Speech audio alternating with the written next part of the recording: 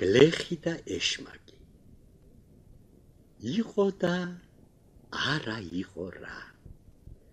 იყო ერთი ჭკვიანი და ცბიერი გლეხი. მის ოინებზე ბევრი რამის მოყოლა შეიძლება, მაგრამ ყველაზე თავშესაქცევი მაინც ის არის, თუ როგორ შეეჯიბრა ეშმაკს და გააწბილა კიდეც.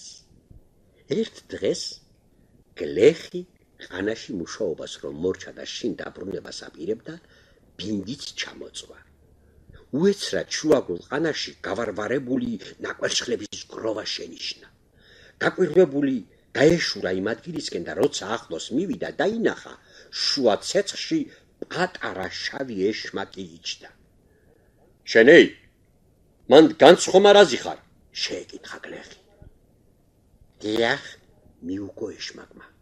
განცვაზი ვარ, აქ ბევრად უფრო მეტი ოქრო ვერცხლია, ვიდრე მთელი შენი სიცოცხლის მანძილზე გინახავს.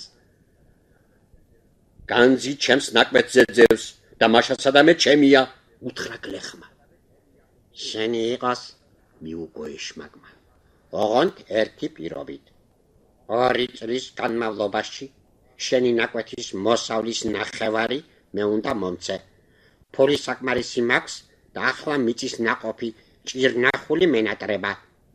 გლეხი დაეთანხმა ეშმაკს და თან უთხრა. გაყოფაზე დავა რომ არ მოგვივიდეს, შენ ის გერგოს, რაც მიწის ზემოთ ამოვა, მე კი ის, რაც მიწაში იქნება. ეშმაკს ეს აზრი ჭკუაში დაუჭდა. მოხერხებულმა გლეხმა თალგამი დათესა.